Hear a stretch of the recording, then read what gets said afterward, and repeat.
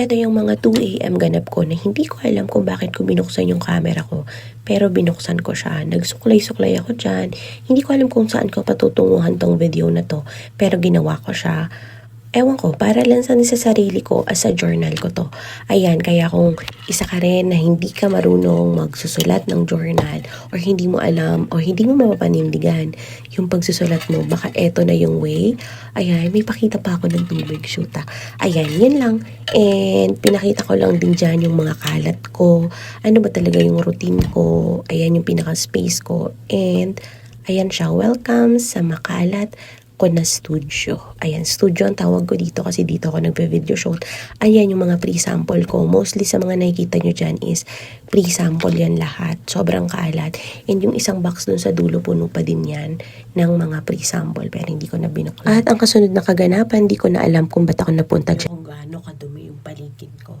And everyday yan kapag nagpe-video shoot tayo kasi nga kailangan kong kalkalin yung mga product, lalo na kapag may nag-comment, kailangan ko talaga siyang gawan ng video. So, yun yung routine natin. Tapos hanggang 2 AM ng madaling araw kasi yun lang yung time na tahimik.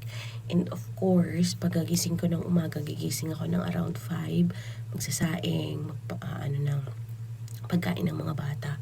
Tapos, magpe-prepare na ako ng kung ano yung lulutuin ko. Kunwari, maglulumpia ako ng gulay, pangbenta, and o kaya pag ubos na yung graham ball ko, magbibenta rin ako ng graham ball. Ganun yung routine ko.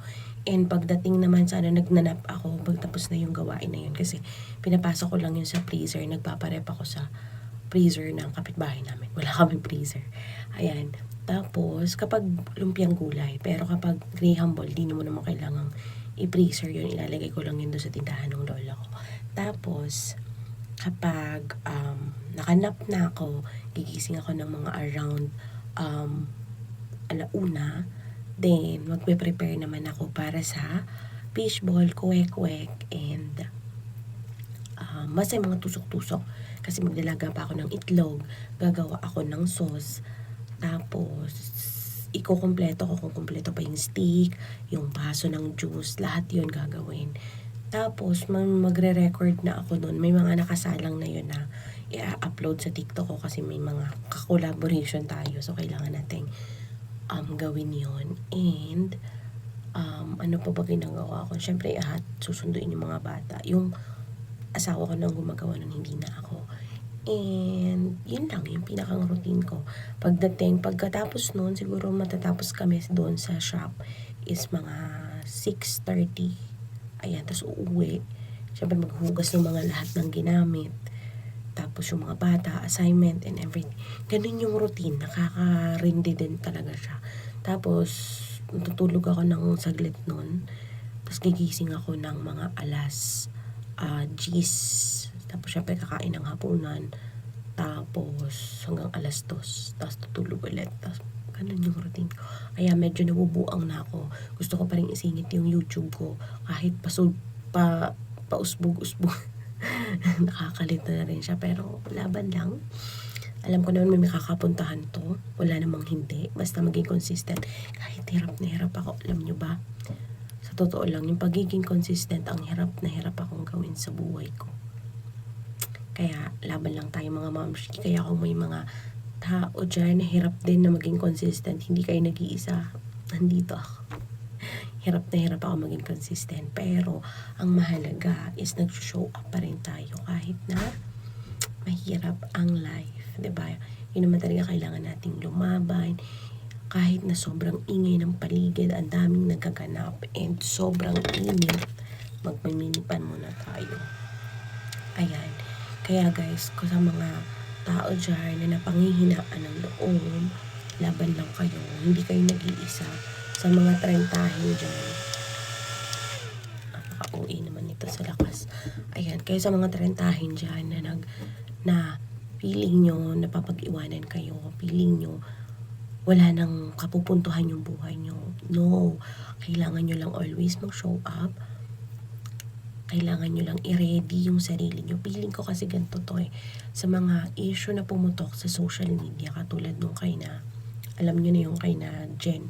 Feeling ko, Kasi ba 'di ba binigyan siya, blines siya ni Lord. Kasi siguro nung mga time na hindi pa siya gano'n, kaya nga sabi niya habang humble yourself. Kasi kapag si Lord na yung nag-humble sa'yo, talagang i-humble ka niya sa pinakababa, ilalagay niya ka. Kaya guys, kung nararamdaman niyo, kaya feeling ko siguro hindi ako binibigyan ni Lord ng maraming pera. Kasi mayabang pa rin ako sa katawan. Mayabang pa rin ako sa katawan. Meron pa rin akong ego. Meron pa rin akong pride. So siguro yun yung inuutay-utay ko na aralin. Inaaral ko talaga siya na hanggat maaari. Dati kasi pag nagkakaproblema na ako, talagang tumatakbo agad ako sa mga kakilala ko na kaya ngayon medyo sinosuppress ko siya. Medyo kaya ko to, binigay to ni Lord sa akin kasi kaya ko, kasi may ibibigay siyang tao, kasi basta siya din yung gagawa ng paraan. Kaya pag merong hindi na ako masyadong marag, kinakalmahan ko na lang yung sitwasyon. Then pinagpipray ko, binibigay ko na talaga sa kanya lahat. Pero syempre, hindi naman basta ganun lang. Kasi gagawa ka pa din, babangon ka, huwag kang magmumukmuk, huwag mong i-isolate yung sarili mo. And yun ang mahalaga. Kailangan talaga kontrolin mo yung sarili mo kasi ang kalaban mo lang dito is walang iba kundi sarili mo lang. Kaya piliin mo na mag-show up, piliin mo na ituloy yung laban kahit na parang ang hirap na. Pero ganun pa rin talaga ang buhay. Talagang kailangan lang talaga na nandyan ka. Once na ibinigay na ni Lord yan, kailangan present ka. And gusto ko lang ibigay is as a realization ko to sa sarili ko. Kasi one day gusto ko, mapapanood ko to yung video na to pag pinanghihinaan ako ng loob. Panonoorin ko siya. Huwag niyong isipin na ginagawa ko tong video na to para sa inyo or what. Ginagawa ko to para sa sarili ko. Na if may time sa buhay ko na pinanghihinaan ako, gusto ko lang itong balikan. Para siyang journal ko, para ka siyang, kasi hindi ako mahilig magsulat, although nagsusulat ako, pero more on pinapamili ko, pagbabudget, ganun, pero hindi ako mag-journal talaga. Pero kaya, mas okay sa akin yung ganito, pag open ko ng camera ko, syempre naka-on ang filter, kasi nga hindi naman tayo ganun, ang tawag dito ka-confidence, kaya kung isa pa to ha, kung yung paggamit ng filter is kinakahiya nyo, huwag nyo guys ikakahiya. Kasi, nilikha yan para sa atin. Sa atin yan.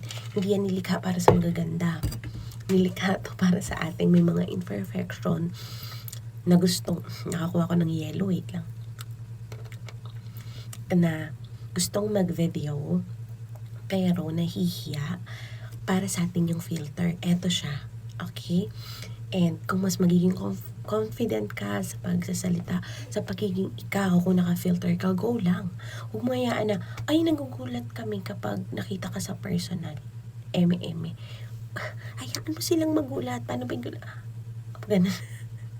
Hayaan na silang magulat. As long as kumikita ka ng pera, as long as masaya ka sa ginagawa mo, walang pake. Okay? Okay, yan lang for today. And gusto ko lang i-share this today, August 4. Ayun, yun lang. And thank you for watching. Bye-bye. Kung napanood nyo to, hindi ko alam kung ba't nyo to na-click, pero baka same din kayo ng pinagdadaanan as katulad ko. And thank you for watching. Bye everyone. And see you on my next vlog. Sit and vlog. Bye!